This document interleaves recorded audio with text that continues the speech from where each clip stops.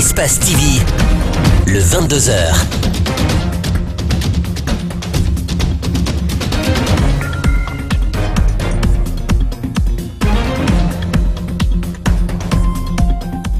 Dysfonctionnement dans la distribution des cartes d'électeurs. L'opération n'a pas encore véritablement démarré dans tous les quartiers. Les difficultés sont d'ordre financier et matériel.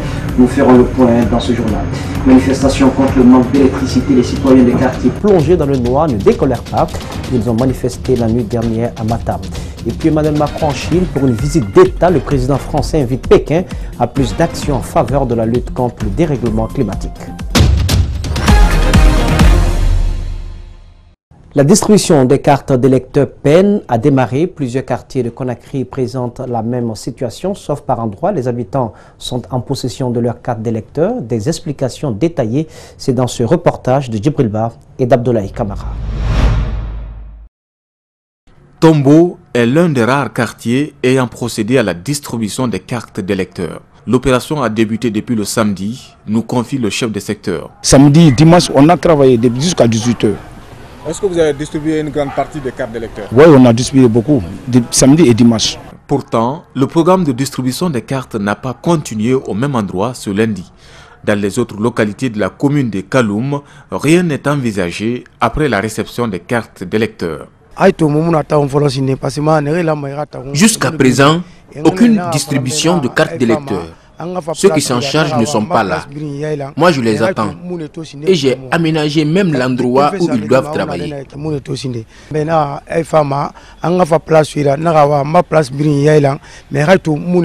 C'est le secteur Saroya dans la commune de Matoto. Ici, les habitants prennent leur mal en patience pour acquérir les cartes d'électeurs. Mais pour l'instant, les représentants de la CECI de cette commune ont décidé de ne pas les répartir parce que tout simplement, ils demandent l'augmentation de leurs primes. À Dixine, même réalité et la demande des habitants s'accroît. Face à une telle situation, une réunion des présidents des conseils de quartier a eu lieu aujourd'hui. Depuis hier, nous ne voyons que des citoyens qui viennent de loin, qui viennent encore de réclamer leurs cartes et que si cela-ci devait être fait, réellement, nous dirons que merci que la CENI se précipite pour l'arrangement entre la commission et celle de la CENI pour que ça marche. La CENI maintient sa date du 4 février, mais l'institution électorale reste confrontée par endroits à des déficits de financement, ce qui explique le grincement des dents des personnes chargées de distribuer les cartes d'électeurs. Élection communale en Guinée, il n'y a plus de quotas réservés aux femmes sur les listes de candidatures aux différentes élections nationales. Le quota de 30% qui était prévu dans l'ancien code électoral a sauté pour ouvrir la voie à la parité hommes-femmes ambitionnée désormais. C'est pourquoi justement les listes de candidatures aux élections locales prochaines sont scrutées pour savoir la place qui est réservée à la couche féminine. Mariam Fodé Camara, Alseni Camara. Nous sommes à la commission électorale communale indépendante de Matoto. Au compte des élections locales, 17 listes sont déposées. Seulement 3 femmes sont en tête de liste sur les 17. Il s'agit de la Guinée audacieuse de Domani Doré, le BL de Faya Melimono et le RDIG de Jean-Marc Teliano. À part ce privilège de se retrouver tête de liste, les candidatures féminines sont nombreuses. Par exemple, le RDIG a présenté 19 femmes sur 45, l'UDG 18 sur 45, le PUP 15 sur 45, l'UFDG et le RPG 11 sur 45 chacun. Dans l'ensemble, 7044 femmes sont dans cette course selon les statistiques de la CENI. Mais le problème n'est pas forcément le nombre de femmes présentes sur les listes, c'est surtout leur positionnement. Car sur les 17 listes de candidatures pour la mairie de la commune de Matoto, on retrouve 198 femmes contre 765 hommes. Ces chiffres prouvent à suffisance que les femmes sont souvent placées à des positions qui leur laissent peu de chances d'être élues. Dans le même sillage, à l'approche des élections communales, les candidats indépendants gardent une sérénité quant à leur victoire dans leurs circonscriptions respectives. Ce lundi, certains parmi eux se sont exprimés sur leur projet de développement. Le reporter Abdraman Ba et Yacouba Traoré sont allés à leur rencontre. Suivez. Les élections communales, un enjeu majeur pour les partis, surtout ceux des grands électeurs tels que le RPG et l'UFDG. Mais cette fois, les candidats indépendants ne veulent pas jouer aux spectateurs. Matoto, la plus grande des 5 communes sous la convoitise de la mouvance et de l'opposition, n'en est pas moins pour les candidats indépendants. Il n'y a pas un hôpital de renom dans notre commune. Il n'y a que des centres de santé et des centres de santé qui parfois ne sont pas du tout bien lotis. Donc nous allons mettre en place un dispositif médical de renom. Et du point de vue des écoles, vous voyez vous-même l'état dans lequel se trouvent nos écoles. Nous allons faire en sorte qu'il y ait une modernisation de ces écoles-là. Si ce candidat est précis sur l'exposé de son projet de société, cet autre reste préoccupé par les immondices d'ordures qui joncent les trottoirs de la route Le Prince. Ratoma est devenu carrément un dépotoir. Ça interpelle tout le monde. Nous voulons lutter contre cette insalubrité. Ces candidats ont un défi face aux partis politiques, mais ils ont une cartouche, celle du réveil des jeunes consciences face à ces partis qui, d'après eux, ont des étiquettes communautaires. Je ne vois pas pourquoi on va continuer à voter ces partis politiques qui sont à un niveau où il faut changer. Je pense que la jeunesse sait de quoi est-ce qu'on parle, parce que nous sommes avec eux. Ils comprennent que avec cette situation, ce n'est pas une question politique. D'abord, quand vous verrez la composition de notre liste et le programme qu'on a conçu, vous vous rendrez compte que nous allons avoir beaucoup d'élus pour pouvoir mettre en pratique ce projet-là. Malgré leurs maigres moyens, ces candidats expriment une volonté inébranlable de rafler ces deux communes plus que stratégiques pour ces élections locales. La commune de Dixine sera très disputée pendant les élections locales. Les candidats vont promettre monts et merveilles aux électeurs, mais pour une fois, les familles ne veulent pas attendre les programmes de société et des politiques avant d'exprimer les besoins et les attentes. Une de nos équipes est allée à la rencontre de certains citoyens. Le moins que l'on puisse dire, c'est que le besoin en électricité a pris le pas sur les autres. Mamadou Sadio Baldé, Lamine Silla. La plus grande université du pays se trouve dans la commune de Dixine. Le stade se trouve également dans la même commune. 3 enjambées suffisent pour comprendre que derrière ces symboles existe une autre vie. Ça ne va pas et sur toutes les lèvres et les besoins sont nombreux. Que ça ne va pas, ça ne va pas, ça ne va pas, ça ne va pas. Non, il n'y a pas de toilette publique ici. Il n'y a pas de toilette publique. Il n'y a pas. On n'a pas de courant. On n'a pas assez d'eau. Les routes sont en train de dégrader. Ces pas de danse et ces sourires cachent toute une vie de misère. Cette concession est un échantillon de la souffrance des électeurs pour lesquels les politiques sont prêts à vendre des illusions. Pour l'heure, c'est comment remplir le panier de la ménagère qui préoccupe les esprits. Le sac de riz est vendu à 290 000 francs guinéens, presque 300 000 maintenant. Le kilo est à 7 500 francs guinéens. Pour nous, les vendeuses des plats de riz, c'est très difficile de faire du commerce. Nos clients viennent avec 3 000 francs guinéens. Imaginez maintenant comment générer des bénéfices pour faire vivre nos familles. À quelques mètres de cette famille se trouve un frigoriste. Le manque d'électricité a mis sous veilleuse toutes les autres préoccupations.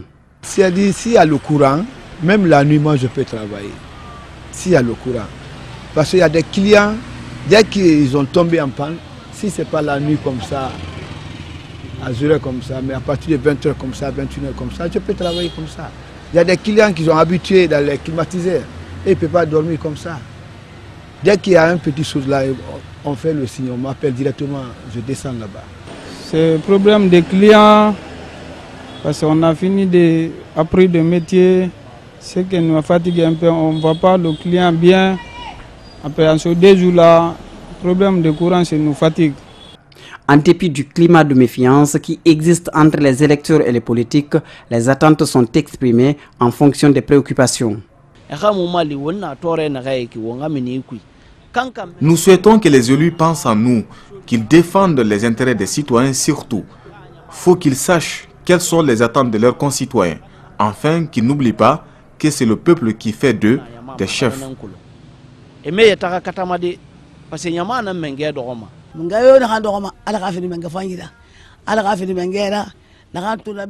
Nous prions pour que les futurs maires soient des progressistes et non des égoïstes. Qu'ils soient travailleurs pour qu'enfin nos problèmes soient résolus.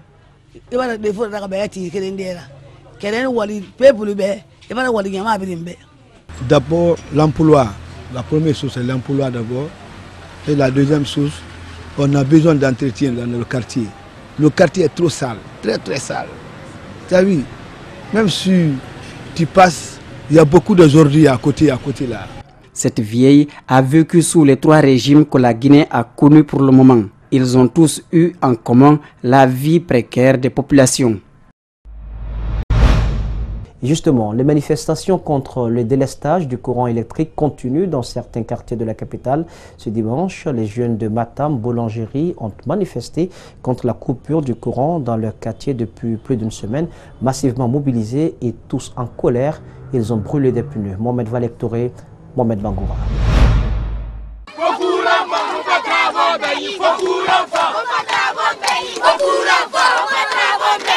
Des barrages érigés, des pneus brûlés sur le goudron, pas de passage cette nuit à Matam.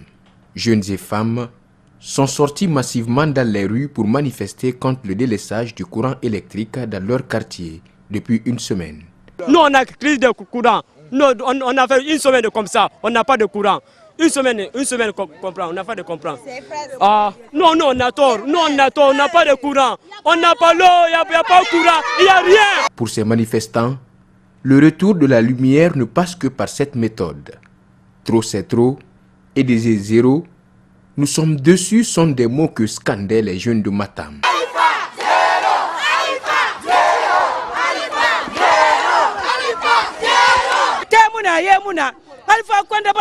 Nous n'avons ni courant ni eau.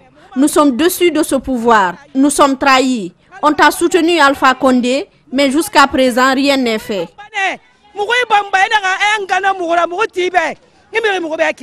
Depuis quelques semaines, certains quartiers de la capitale vivent au rythme des manifestations liées au délestage dans la desserte du courant électrique.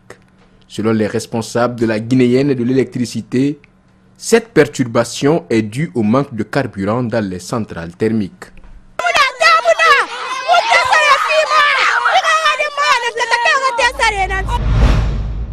Tenue ce lundi à l'Université Générale Lansana Conté de Sonfonia d'une rencontre sur la justice sociale. Ont pris part à cet événement des professeurs guinéens et étrangers. La démarche vise à débattre et proposer des approches de solutions pour une justice sociale mieux cernée par la population. Compte rendu, Mamadou Boy Diallo, Ibrahima Sori 5 Soba. Favoriser l'ouverture des universités guinéennes vers d'autres pour des partenariats stratégiques et qualifier la formation, c'est l'objectif de ce colloque à l'université de Sonfonia. Devant un parterre d'étudiants, le thème philosophie et justice est largement débattu par des professeurs étrangers. La justice et la philosophie, c'est 2 domaines du savoir, 2 domaines de la recherche qui sont très étroitement liés. Vous avez des questions qui sont abordées par les juristes qui intéressent les philosophes et réciproquement, comme par exemple celle de la sanction pénale, à savoir pourquoi faudrait-il punir, dans quel but, dans quelles limites. C'est des questions donc, qui sont abordées aujourd'hui par les philosophes. Dans une société en pleine mutation, la justice et les sciences sociales jouent un rôle primordial pour l'harmonie et la cohésion sociale. Un tel événement contribue à qualifier le système d'enseignement supérieur, estime ce professeur. Une université où les projets de recherche et programmes de recherche ne sont pas développés, c'est carrément de gros collèges, de gros lycées. Et là, dans ce cas, avec cet événement, nous nous démarquons de la tradition qui fait des universités guinéennes de gros collèges et de gros lycées. Au terme des échanges et le partage d'expériences, certains étudiants donnent le ton. Je crois que la question de justice, c'est une question de choix, bien qu'on essaie de parler, d'évoquer le mot justice, mais il faudrait qu'on essaie d'abord de s'éduquer de façon endogène, ensuite parler de la justice. La justice sociale est soumise à une rude épreuve en Guinée. En témoignent les vindictes populaires ou encore l'incivisme de certains citoyens. Une telle initiative permet sans doute aux étudiants d'être mieux outillés face à la justice. Un cadre de concertation des amis retraités ressortissants de Guékédou est créé pour consolider les liens d'amitié et de fraternité entre les filles et fils de la localité. Les responsables de la structure étaient récemment à la maison de la presse de Koléa. Korea Boukourma, Alseni Barry. Créée le 26 mars 2011, la FAG est une association apolitique à but non lucratif, dont l'objectif est de redynamiser les liens entre les fonctionnaires et surtout consolider la paix entre les Guinéens. Un autre aspect important de cette association est de créer des initiatives pour le développement de Guékédou, d'où l'appel à la réhabilitation de cette zone, autrefois qualifiée pôle d'échanges commerciaux de la sous-région. La préfecture de Guékédou, qui a toujours été à l'avant-garde du combat pour le développement socio-économique et culturel de notre nation, ne mérite pas le sort que lui ont réservé ces dernières décennies, le séjour prolongé des réfugiés libériens et léonais, les attaques rebelles de 2000-2001 et la fièvre hémorragique à virus Ebola. Toutes les forces nationales devraient se mobiliser pour revaloriser les immenses potentialités naturelles que regorge cette préfecture afin d'accélérer sa réhabilitation sur tous les plans. Le ministre de la Citoyenneté, invité à cette conférence de presse, a sollicité un devoir de réserve de tous les fonctionnaires, seul gage de l'équilibre de l'État. Si nous voulons construire une nation, il faut absolument dépolitiser l'administration publique.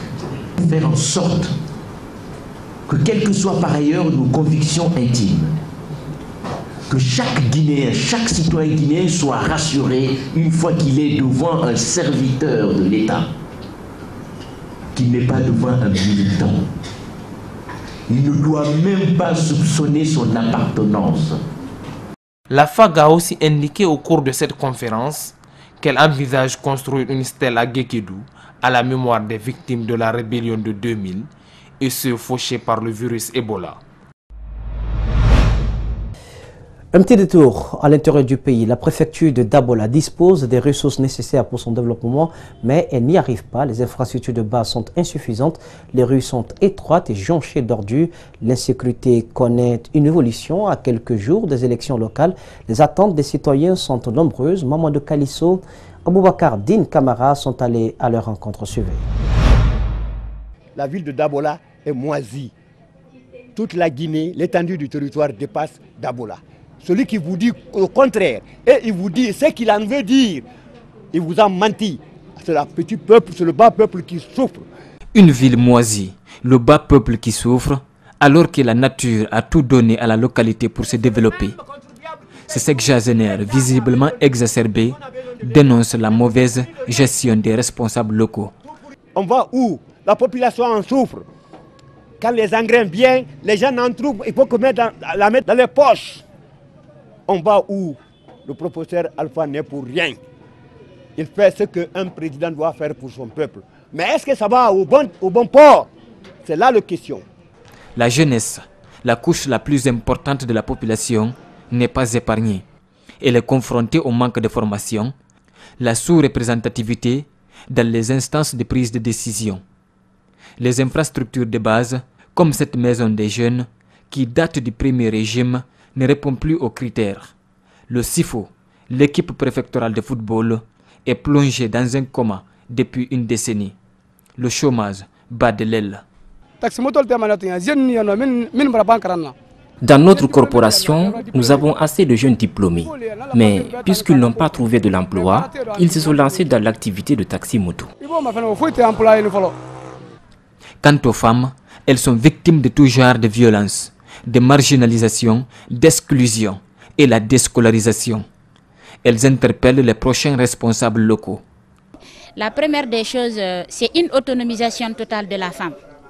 Et puis que ce nouveau maire se mette vraiment à la tâche pour que la marginalisation, la discrimination, les violences basées sur le genre, la déscolarisation, les mutilations génitales féminines, les mariages précoces, les mariages forcés, que tout soit vraiment mis au point. À Dabola, les routes sont étroites, les ronds-points mal faits. C'est le cas de ce carrefour situé à la rentrée principale de la ville. Les gros porteurs qui quittent vers Conakry sont obligés de passer dans le sens inverse avec tous les risques. Dabola est l'une des rares communes urbaines qui ne dispose pas d'un siège pour la mairie. La priorité des priorités, c'est le siège d'abord. Et je vais me battre. Si la commune n'a pas les moyens, je vais me battre auprès de mes frères qui sont à Dabola, qui sont ailleurs, les faire comprendre que cette maison, s'il m'appuie, elle est réalisée, moi je peux quitter. La maison va rester. ils ne vont jamais regretter. Parce qu'ils vont venir, l'argent qu'ils ont donné, ils trouveront qu'il y a eu un impact. Il y a un indicateur. Pour pallier ces problèmes, le premier responsable de la jeunesse appelle à une prise de conscience collective lors des prochaines élections locales. Choisissez les personnes qui vont défendre vos droits, vos intérêts. Des personnes qui peuvent aider que les entrepreneurs viennent dans vos collectivités pour diminuer un peu le taux de chômage. Pour la mairie de Dabola, 6 listes ont été validées, dont 4 indépendantes. Quels que soient ceux qui seront élus, ils sont obligés de faire vite, car les attentes sont nombreuses et la population s'impatiente. Et puis cette brève, vous vous souvenez sûrement du drame qui a choqué plus d'un et suscité une indignation au sein de l'opinion publique nationale. Il s'agit du dossier de la fillette dont le corps a été découvert mutilé dans un sac en plastique. Eh bien, le tribunal de Dixine a décidé ce lundi de condamner à la réclusion criminelle à perpétuité les 2 auteurs de cet assassinat. Nous y reviendrons dans nos prochaines éditions d'informations sans transition. Commémoration de l'an 2 de la mort de Georges Gandhi Farragut Tunkara. Occasion mise à profit par les acteurs de la société civile, journalistes, collègues et collaborateurs de lui rendre un vibrant hommage à travers une marche silencieuse. L'initiative est de l'Université Mercure Internationale. Asseni Bari, Alioba ont assisté à la marche. La marche a débuté de l'Université Mercure Internationale pour la maison de feu Georges Gandhi à Nungu. Collègues, collaborateurs, anciens étudiants, habillés à l'effigie de l'homme, lui ont rendu un vibrant hommage. C'est un soldat de l'éducation. C'est la raison pour laquelle nous avions pris l'initiative à chaque année, le 7 janvier de chaque année, faire au moins un défilé à sa mémoire pour lui dire que c'est un combattant ici qui s'est battu corps et âme ici pour l'éducation guinéenne. Un homme humble, un homme qui a servi son pays avec toute l'humilité qu'il faut et qui a mis l'intérêt de la nation en avant. Au lieu d'investir dans des hôtels ou dans d'autres œuvres peut-être, il a investi dans l'enseignement. Homme politique, fondateur d'établissement, 25 ans au service de l'humanitaire, Gandhi a une carrière atypique. Une reconnaissance que ne manque point de signaler ses anciens étudiants. Il y a un adage qui dit les grands hommes ne meurent jamais, ils sont toujours là et donc il faut qu'on marque ces 2 ans, il faut qu'on montre à l'opinion publique que cette personne a existé et que cette personne vivra toujours dans nos cœurs. Et nous autres qui sommes là, nous devons continuer à penser à Gandhi et penser à lui dans nos prières pour qu'il soit accepté dans le paradis céleste de Dieu. À son domicile, après les salutations d'usage, sa famille dit être réjouie de l'initiative de l'Université Mercure. Sa veuve Mariam Tunkara se sent consolée. Gandhi, il est mort il y a 2 ans, mais jusqu'à aujourd'hui, le monde ne tarit pas dans notre domicile. Et ce que nous avons encore vu aujourd'hui, cette mobilisation que nous avons vue encore aujourd'hui, nous réconforte. Le temps passe, les hommes changent, l'œuvre reste. Georges Gandhi demeure une icône en Guinée et dans le reste du monde. C'est un autre géant du courant qui s'en est allé pour toujours. L'ancien footballeur guinéen Nabilaye Kamara, connu sous le nom de Papa Kamara, décédé jeudi dernier à Conakry des suites de maladie, a rejoint sa dernière demeure dimanche dernier au cimetière de Cameroun. Avant son inhumation, un dernier hommage lui a été rendu par le peuple de Guinée. L'homme a fait la gloire du AFR 77. Moussa Kamposouman, Mohamed Bangoura. Le président de la République, professeur Alpha Condé, en personne a effectué le déplacement pour saluer la mémoire de l'illustre disparu, Nabilaye Kamara Papa ou Corso, qui a servi la nation pendant des années avec notamment le Sili National et le Rafia Football Club, qui a fait la fierté de la Guinée avec les 3 titres de champion d'Afrique. Après la levée du corps à la morgue de l'hôpital national Ignacidine, le corps a été exposé au Palais des Sports du stade du 28 septembre. Là, plusieurs personnalités qui ont connu l'homme ont fait des témoignages quelquefois émouvant. Papa, sincèrement parlant, il est irréprochable. Il est l'incarnation des vertus. Très très respectueux. Il respecte tout le monde et tout le monde aussi le respecte. En ces moments de douleur, nous présentons nos condoléances au président de la République ici présent et à toute la famille sportive et à la famille du défunt. On vient de perdre un monument de football guinéen et africain, si on dit on va parler de Papa Camara, on ne terminera jamais de parler de lui. Et tout ce que je peux dire, c'est paix à son âme. C'est ça que je peux dire. Je manque de mots. Nabila Camara, connu sous le nom de Papa Camara, fut un grand homme respectueux et digne de parole. Il était toujours souriant et nous aimait bien. Pour cela, nous regretterons son absence parmi nous, sans oublier la nation entière. Et nous vous prions de le pardonner pour ce qu'il a eu à offenser, pour que Dieu puisse l'accueillir dans son paradis. Tous se souviennent d'un homme humble, talentueux qui a largement contribué au succès du Rafia 117 et du Sili national. C'est un modèle pour Aboubacar Titi Camara. C'est quelqu'un qui était tellement humble et tellement modeste. Et chaque fois, c'était avec admiration qu'on partageait le passé de Rafia 77, même de Sili national. C'est quelqu'un qui a incarné les vraies valeurs du football guinéen et surtout qui a été un modèle pour nous. Même si eux n'ont pas eu la chance d'aller monnayer leur talent, mais ils ont tout donné à la patrie guinéenne. L'ancienne gloire du football guinéen a également eu droit à un tour d'honneur du stade du 28 septembre avant de rejoindre sa dernière demeure au cimetière de Cameroun. Le triple champion d'Afrique avec le Rafia et finaliste de la CAN 1976 avec le Sili national de Guinée à Addis Abeba et vice-meilleur joueur africain 1976 est mort à l'âge de 64 ans.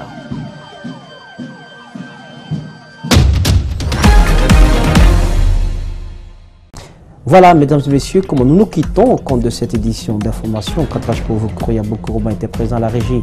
Nalaï Sidibé, le tour sous la supervision technique d'Ali Kabede Francis Collier. Merci de votre aimable attention. Les programmes se poursuivent sur Espace TV. Regardons bien.